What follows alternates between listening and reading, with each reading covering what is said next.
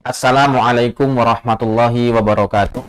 Alhamdulillah wassalatu wassalamu ala Rasulillah wa ala alihi wa ashabihi wa man wala.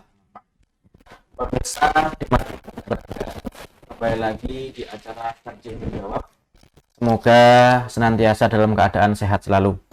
Pada kesempatan hari ini kami akan membahas satu tema, yaitu tentang zakat mal. Apakah boleh untuk orang tua atau keluarga? Bersama narasumber kita, yaitu Ustadz Endi Prasetyo, STHI MH. Beliau adalah Sekretaris Divisi Pendidikan Keulamaan Majelis Tarjih dan Tajdid Pimpinan Pusat Muhammadiyah. Bagaimana kabarnya Ustadz Endi hari ini? Alhamdulillah sehat-sehat. Gimana kesibukannya Ustadz? Ya, akhir-akhir dari bulan Ramadan itu kita maksimalkan untuk beribadah agar mendapatkan Lailatul Qadar lah. Begitulah kira-kira. Untuk memaksimalkan 10 hari terakhir Ustadz ya, di Iya. Pada kesempatan hari ini kita akan membahas tentang zakat mal. Apakah boleh untuk orang tua atau keluarga? Baik. Tapi sebelum itu, mari kita coba dulu diurai dari pengertian dulu. Apakah pengertian zakat mal menurut ajaran? Iya. Bismillahirrahmanirrahim. Dalam agama kita itu mengenal salah satu kewajiban bagi seorang mukmin, yaitu tentang zakat.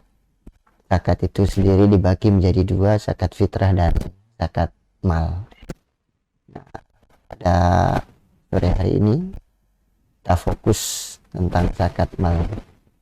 Zakah memang berasal dari bahasa Arab yang secara bahasa artinya adalah suci, tumbuh, berkembang, lalu kemudian terpuji.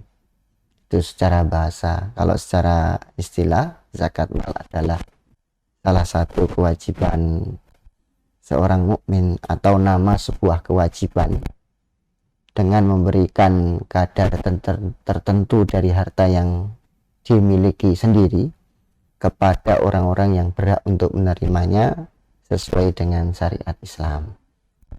Ya, dalam hal ini bicara mal, bicara harta, kita juga harus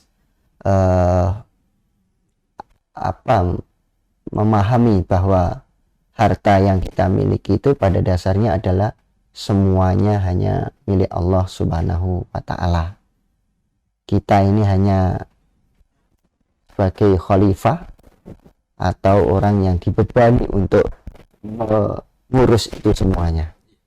Nah, sehingga kepemilikan harta kita ini sebenarnya adalah nisbi, artinya tidak mutlak dan tidak selamanya. Oleh karenanya nisbi, maka kita diwajibkan untuk mengeluarkan zakat mal, tentu dengan kadar kalau sudah mencapai sesuai dengan apa yang disyariatkan dalam agama kita gitu.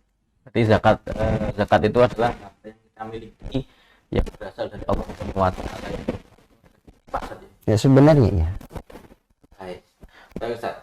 Sekarang bagaimana kemudian hukumnya Ustaz yang mendasari zakat mal dalam Islam seperti apa? Zakat mal ini memang dijelaskan dalam Quran, dalam hadis, dan banyak sekali dalam Quran, baik yang secara jelas ataupun yang tidak jelas atau samar gitu. Makna yang tersurat dan tersirat lah kita. Misal kita kalau membaca surat Al-Baqarah, di sana ada ayat yang berbunyi aqimus shalah wa atuz zakah warka'u ma'ar raki'in. Lalu kemudian dalam surat At-Taubah ayat 103, khudh min amwalihim shadaqatan tutahhiruhum wa tuzakkihim biha. Kalau dalam surat Al-Baqarah tadi jelas perintah aqimus shalah, tegakkan shalah, wa atuz zakah, tunaikan zakat, bayarlah zakat, dan rukuklah bersama dengan orang yang ruku. Lalu kemudian dalam surat Taubah, khudh min amwalihim shadaqatan, ambillah dari harta-harta mereka zakat. Sedekah di situ adalah zakat. Tuzakihim biha tutahhiruhum wa tuzakkihim biha, yang bisa mensucikan mereka dan bisa membersihkan harta mereka. Dan juga ada beberapa hadis Nabi SAW yang sangat terkenal. Bunyal Islamu ala khamsin, Islam itu didirikan atas 5 hal. Syahadati alla ilaha illallah wa anna muhammadar rasulullah, bersaksi bahwa tidak ada Tuhan selain Allah dan Muhammad adalah Rasulullah. Wa iqamis sholat, mendirikan sholat. Wa itais zakat, menunaikan zakat. Wa hajjil bait, dan berhaji ke Baitullah bagi yang mampu. Dan terakhir wa shaumi Ramadan, dan berpuasa Ramadan. Itu saya kira yang menjadi landasan atau dasar kita, dan saya kira semua ulama sepakat karena ini sudah dinaskan secara sharih dalam Quran maupun hadis tentang kewajiban itu. Tentu kewajibannya dalam tanda kutip, siapa yang wajib membayarnya dan lain sebagainya, ini perlu penjelasan yang lebar. Tetapi secara hukum ayat dan hadis ini sudah mewakili. Bahkan ada juga satu ayat yang mengancam siapa yang menyimpan emas dan perak, tidak mengeluarkan, tidak menginfakkan di jalan Allah, maka beri kabar gembira kepada mereka dengan adab yang pedih. Itu kira-kira itu sudah cukuplah sebagai dasar kita bahwa zakat mal itu wajib bagi kaum mukminin muslimin. Baik, begitu pemirsa, zakat itu bagi orang yang beriman adalah wajib. Baik, tetap bersama kami di Darjin Menjawab, jangan kemana-mana, kami akan kembali setelah pesan-pesan berikut ini. Kembali lagi bersama kami di Darjin Menjawab. Baik Ustaz, langsung saja ini pertanyaan selanjutnya terkait muzaki. Siapa saja yang wajib mengeluarkan zakat mal menurut syariat Islam? Ya, Bismillahirrahmanirrahim. Zakat mal ini kan fungsinya adalah salah satunya untuk membersihkan harta kita. Di antara kita yang sudah berlebih hartanya dan sudah memenuhi syarat untuk mengeluarkannya, maka wajib dikeluarkannya. Nah, di antara syarat-syaratnya itu adalah dia harus muslim mukmin, orang Islam. Jadi non-Islam tidak wajib mengeluarkan zakat. Jadi kalau kita ini sebagai seorang muslim, maka wajib untuk mengeluarkan zakat. Yang kedua adalah berakal. Ya, kalau tidak berakal artinya belum berakal, tidak wajib untuk mengeluarkannya. Lalu kemudian yang ketiga adalah milik sendiri. Nah, mungkin yang dikeluarkan harta milik orang lain. Ya, sudah di genggaman kita ini harus keluarkan ini ya. Lalu kemudian ya sudah mencapai 1 tahun ya, kemudian ataupun haul dan kemudian juga mencapai nisab, ukuran berapa yang harus berapa ukuran minimalnya yang kita miliki dari harta yang kemudian kita keluarkan zakatnya. Itu yang wajib untuk mengeluarkannya. Di luar itu ya tidak berkewajiban. Kalau misalnya Mas Haji itu sudah mencapai punya dana atau uang mencapai kira-kira seharga emas 85 gram misalnya, ya maka berkewajiban untuk mengeluarkan zakatnya. Tapi kalau kurang daripada itu ya tidak usah dipaksakan gitu ya. Ada jalur yang lain selain zakat, ada sedekah, ada infak kan begitu. Meskipun minjem nggak boleh saja. Ya, masa mau minjem gitu ya. Walaupun semangat untuk beribadah, tapi kan beribadah harta, lalu kemudian dengan minjem di bank apalagi, nah itu tidak diperbolehkan ataupun tidak memenuhi syarat gitu ya. Nggak usah memaksakan. Begitu pemirsa ya. Jadi yang berkewajiban adalah yang memang betul-betul mampu dalam kepemilikan harta yang tentunya sudah mencapai haul dan nisab. Baik Ustadz, ini sekarang tadi sudah muzaki, sekarang mustahiknya Ustadz. Siapa saja yang berhak menerima zakat mal sesuai dengan prinsip-prinsip Islam. Iya. Bicara tentang mustahik zakat atau orang yang berhak menerima zakat itu ya. Itu pasti merujuk surat At-Taubah ayat 60 ya. Innamas shadaqatu lil fuqara'i wal masakini wal amilina 'alaiha wal mu'allafati qulubuhum.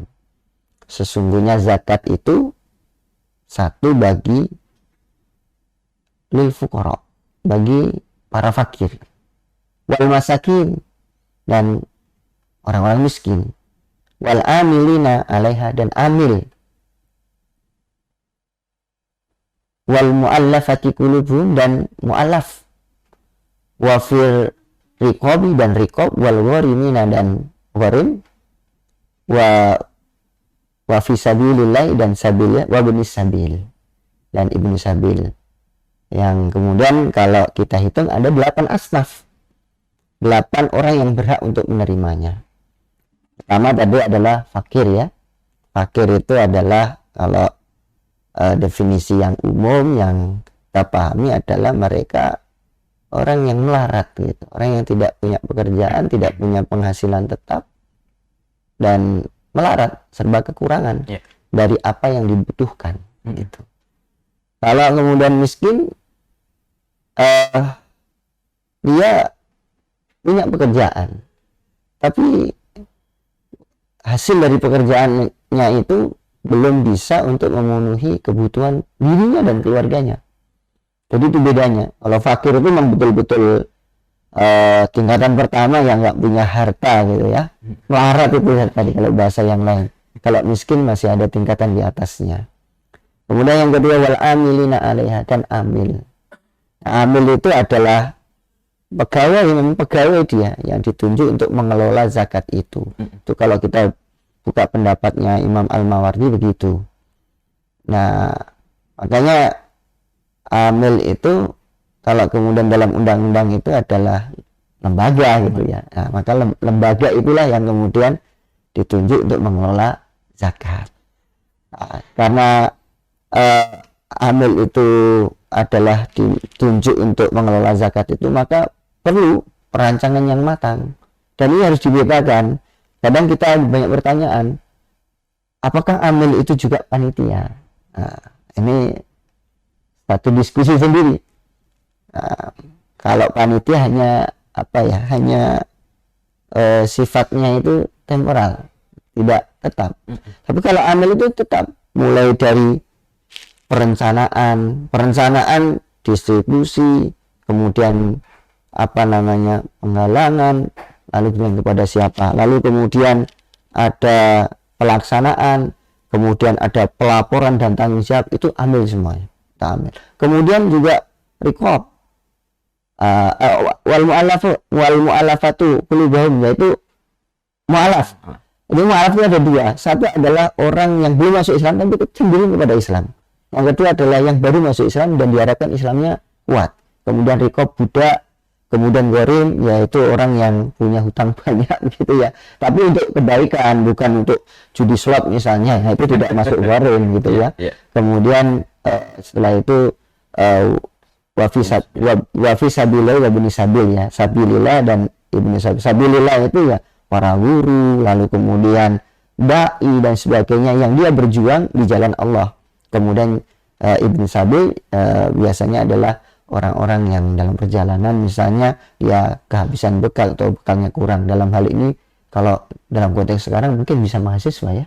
Nah, misalnya Ustaz Aci ini jadi mahasiswa untuk tidak mendapatkan. Alhamdulillah.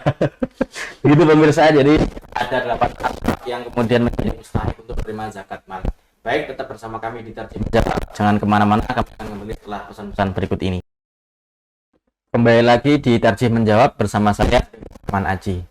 Ustaz Endi, ini pertanyaan selanjutnya terkait waktu, Ustaz. Kapan waktu yang tepat untuk membagikan zakat mal dalam tahun Hijriyah? Iya.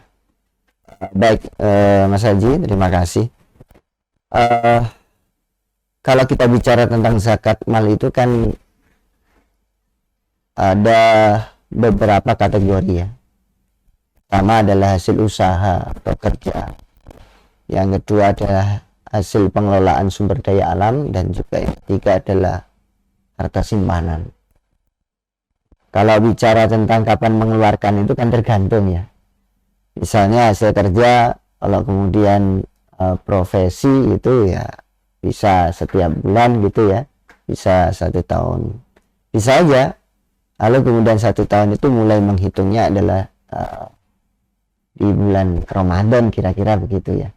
Karena bulan Ramadan itu kan bulan yang penuh berkah begitu ya. Ketika kita mengeluarkan zakat, lalu kemudian kita didoakan, doa orang yang mendoakan kita atau doa orang berpuasa itu kan diijabahi oleh Allah Subhanahu wa taala, itu bisa. Tapi kalau kemudian hasil usaha, hasil sumber daya alam, pertanian, kan tidak mungkin. Karena hasil pertanian itu misalnya yaumul hasadi, kapan dia panennya, kan panen tidak mungkin lalu kemudian kita menentukan hijriahnya ini nih, tidak mungkin kan ya. Misalnya bertani, nanam padi itu kan 3 bulan ya 3 bulan itu kemudian kita keluarkan. Harta simpanan mungkin itu bisa kita tentukan mulai dari dihitung, misalnya dari bulan atau Ramadan misalnya dihitung, berarti Ramadan yang akan datang dia harus mengeluarkan zakatnya. Kan dari awal kita sudah memahami bahwa syarat dikeluarkan zakat salah satunya dia ada haul dan nisab. Haul adalah berlaku ya 1 tahun atau kemudian waktunya ketika dia panen gitu ya. Lalu kemudian yang kedua adalah nisabnya, berapa kadarnya yang ia miliki, yang kemudian kalau sudah dikonversikan sekian dia wajib untuk membayar zakat. Ada beberapa yang misalnya bisa disesuaikan dengan bulan tertentu, tapi ada juga yang tidak bisa. Kalau keutamaan ya mau disesuaikan atau digabungkan dengan keutamaan bulan Ramadan itu juga boleh gitu. Jadi begitu pemirsa, kita lanjut diskusinya menuju kepada pertanyaan selanjutnya. Begini Ustaz, terkait zakat ini kita diberikan dalam bentuk rupa apa kalau menurut syariat Islam? Iya. Sembako dan apa? Ya, jadi begini, ibadah zakat ini kan ibadah mahdoh yang seperti sholat, puasa, lalu kemudian haji ya, kira-kira begitu. Tetapi ada dimensi sosial kemasyarakatannya yang mungkin juga bisa berkembang sesuai dengan perkembangan manusia itu sendiri. Dan fungsi zakat itu kan, apalagi zakat mal itu kan bukan hanya dapat dikonsumsi. Misalnya mustahil mendapatkan sesuatu dari zakat itu lalu dikonsumsi habis, bukan itu sebenarnya. Ada sesuatu yang harus dicapai lagi. Makanya ada amil itu kan fungsinya bagaimana itu zakat itu bukan hanya yang dapat dikonsumsi, tapi juga dapat membuat kebaikan lebih. Kebaikan lebih yang dimaksud itu kesejahteraannya meningkat. Misalnya diberikan orang miskin, dengan zakat itu orang miskinnya kemudian dia tahun yang akan datang itu bukan lagi sebagai penerima zakat, tapi justru dia yang muzakinya. Maka dikembangkan itu. Sehingga dengan adanya itu ya bukan hanya diberikan misalnya harus wujudnya uang, tapi bisa juga kemudian diberikan barang sebagai modal untuk dia berkembang usaha misalnya sebagainya. Memang ada yang bisa diberikan dengan makanan, misalnya zakat pertanian sekarang diberikan itu, diberikan uang misalnya zakat emas 2,5% dari emas, itu kan tidak mungkin emasnya 2,5-nya kemudian diambil, kita nggak mungkin. Nggak bisa dapat lagi. Bisa dengan uang ataupun yang lainnya. Yang prinsipnya adalah mengembangkan siapa yang menerimanya. Harapannya bahwa hari ini dia mendapatkan zakat atau penerima zakat, tapi yang akan datang dia sebagai muzakinya. Dan itu penting penting bagi kita semuanya memahami seperti itu. Makanya ada amil itu agar itu zakat itu diberikan kepada orang yang layak untuk diberikan, yang kedepannya dia berubah tidak lagi menjadi mustahik tapi muzaki, gitu kira-kira gitu. Ya, baik Ustaz. Kita menuju pada pertanyaan pamungkas nih Ustaz, sesuai dengan tema kita. Iya. Bagaimana Ustaz itu zakat mal itu kira-kira boleh enggak Ustaz kalau diberikan kepada orang tua atau keluarga sendiri Ustaz? Misalnya Ustaz Haji kakak saya gitu ya, atau adik saya Ustaz Haji, karena saya miskin, Ustaz Haji kalian ngasih ke saya gitu ya. Begini, pada dasarnya yang menerima zakat itu kan sudah pasti surat At-Taubah 60 kan, ya ada 8 asnaf itu. Tetapi ada ada beberapa yang harus diperhatikan. Kalau pertanyaan seperti itu, bolehkah anak memberikan zakatnya kepada orang tua karena orang tuanya itu memang miskin? Ya, kalau seperti itu menurut saya pribadi itu tidak dibolehkan. Sebab kenapa? Karena orang tua itu menjadi tanggung jawabnya anak. Dan itu kalau saya mengutip pendapatnya Imam Ahmad bin Hanbal sepertinya hampir sama. Tetapi ada juga yang berpendapat boleh kalau misalnya orang tuanya itu mempunyai hutang yang sangat banyak gitu, yang sangat banyak loh ya. Sangat banyak itu ya hitungannya belum pasti, tapi sangat banyak. Nah itu baru boleh. Tetapi secara umum itu karena menjadi tanggung jawabnya anak, ya saya kira ini tidak diperbolehkan anak membayar kepada orang tua. Cukup anak itu memberikan penghidupan kepadanya dan zakat kepada yang lainnya. Kira-kira begitu. Wallahu a'lam bishawab. Baik Ustaz.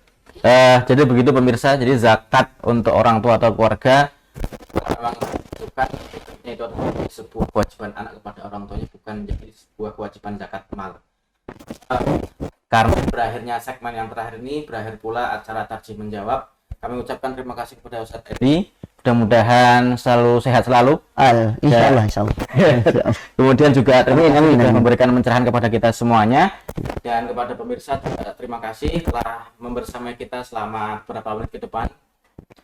Tetap kemudian saksikan tarjih menjawab di channel YouTube Tarjih Channel dan juga di TV-mu.